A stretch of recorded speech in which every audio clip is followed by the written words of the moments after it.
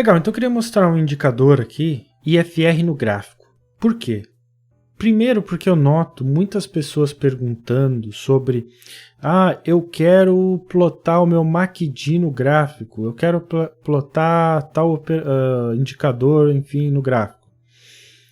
Só que a gente tem que entender que a gente tem que sempre trabalhar na mesma escala, né? Comparar, né? Eu sempre brinco, você vai comparar banana com banana e maçã com maçã, não dá para comparar banana com maçã, né?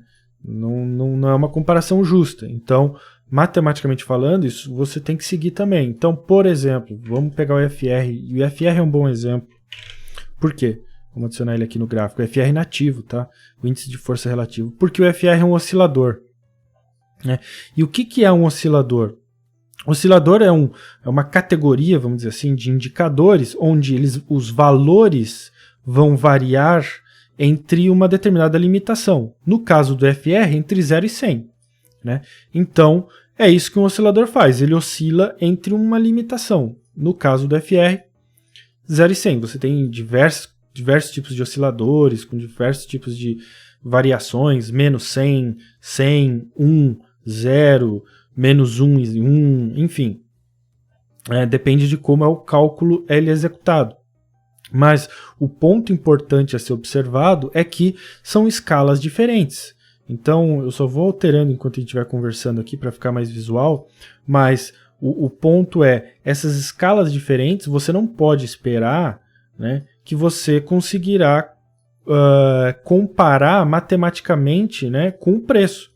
Como a gente está observando aqui, né, pegue um exemplo aqui do índice de força relativa, né, esses valores que ele está plotando aqui, como é que você quer plotar, né, sobreposto no gráfico, enquanto a gente está lidando de um número 0 a 100, enquanto o nosso preço está na região lá dos 5.600, por exemplo, né? Claro que essa informação não bate, né? Agora, existem formas de você correlacionar essa informação para que o oscilador, né, no caso deste exemplo FR, estiver te passando, né, uma forma de você correlacionar com o gráfico de preço. Então, esse é um código exemplo bem simples, tá? Esses códigos que eu apresento, veja bem, eu não estou reivindicando a autoria deles, eu não criei, não inventei nada aqui. A grande verdade é que todos esses estudos, tá bom, não vou dizer todos para não ser injusto, mas 99,9% dos estudos e indicadores que existem aí, que a gente conhece, a grande verdade é que eles precedem até o mercado brasileiro, financeiro brasileiro, né, em termos de ações, B3, BMF, Bovespa, antes de ter nascido. Tá? Essa que é a grande verdade, porque vem de mercado americano, né, vem de estudos de mercado americano que provavelmente precedem até esse estudo mais moderno, né, mais moderno gráfico, enfim.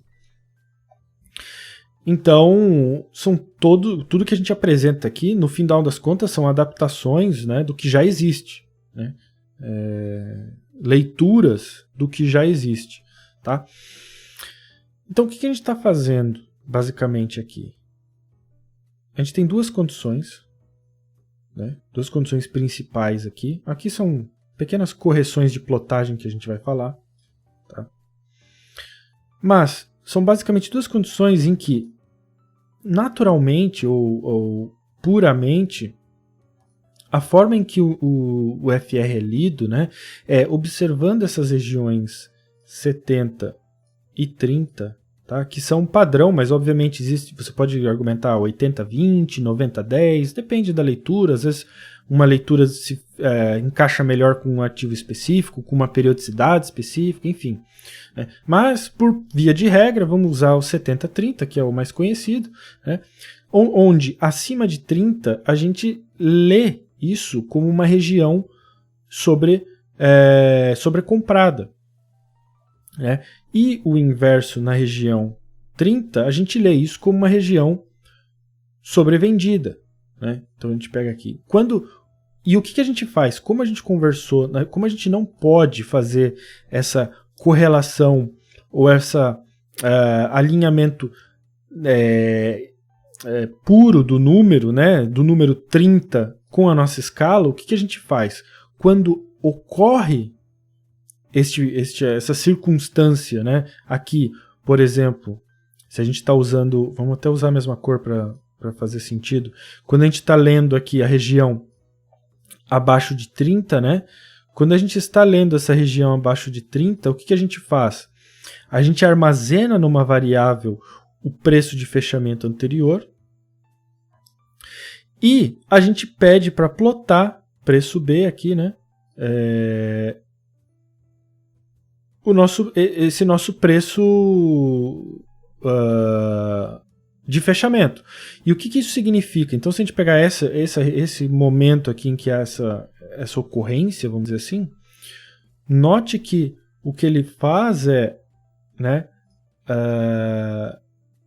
demarcar no nosso gráfico aquele ponto, né, que correlaciona o momento em que o indicador chegou naquela região de preço, chegou naquela região de valor, né, de oscilador, de sobrevendido, e a gente correlaciona isso com o valor da nossa escala de preço, do nosso gráfico, né, usando o preço de fechamento aqui da barra anterior, né. Quando isso não ocorre, a gente simplesmente repete o valor anterior. Para quê? Para dar justamente esse efeito de linha vertical, né? Porque ele fica plotando, ele encontra o primeiro valor aqui e depois ele fica só repetindo, repete, até o quê? Até que uma nova condição seja satisfeita e ele atualiza. Repete, aí uma nova condição é satisfeita, atualiza. E note que todas elas estão correlacionadas com o quê? Com momentos em que o indicador aqui, né, o nosso indicador oscilador IFR, né, passa lá para baixo, né? O mesmo na ponta contrária, né? Então, se você observar a ponta contrária, que seria a região sobrecomprado, vamos fazer a mesma coisa, ó, acima de 70, né? O que ele faz? Ele armazena o preço, né, numa variável diferente agora, preço A, né? Caso não haja esta condição, né, o que ele faz? Ele simplesmente repete o preço anterior, né? E aí o efeito disso, como a gente viu aqui na região sobrevendida, vai ser aqui no sobrecomprado, né? Como não aconteceu mais, ó, você nota que ele veio repetindo aqui, né? Aqui você nota que o quê? Este valor ele vinha lá do passado, né? Só que como aqui aconteceu um novo fenômeno, ele parou de plotar aqui e, né, encontramos um novo valor a ser plotado, né?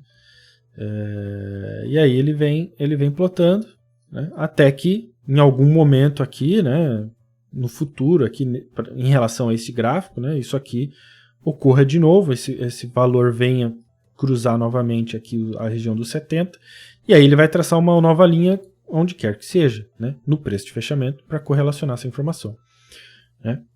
Então, basicamente, é isso que a gente está fazendo, né? Então, note que agora sim faz sentido a gente correlacionar, né, um oscilador que tem uma escala completamente diferente com a nossa escala de preço, né? Então, eu falei que mencionar aqui a única observação que eu faço aqui, porque aqui, como você viu, a gente plota esses valores, né?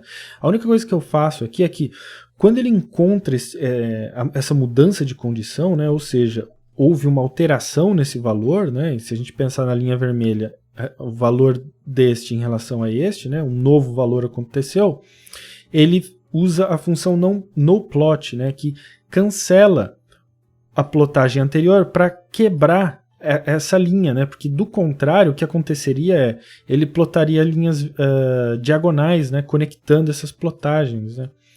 E aí tudo bem, você pode argumentar que dependendo do que você quer, é melhor ter isso, né? Fica gosto aí, tá? Porque você pode observar, se a gente fizer o quê?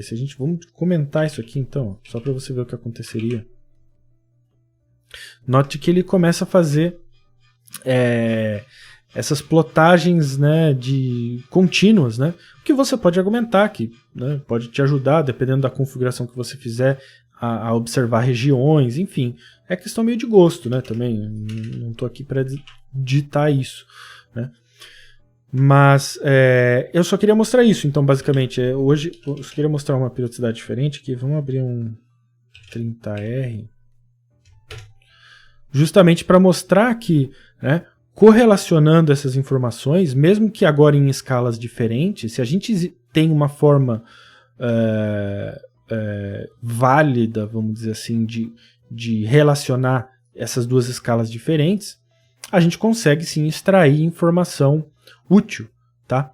Então, fica aí o indicador, fica aí essa dica, tá? Obviamente você pode ter percebido, isso serve para qualquer outro indicador, né? E posso até apresentar outros aí conhecidos, famosos, que usam esse tipo de interpretação, né? Para fazer algo parecido.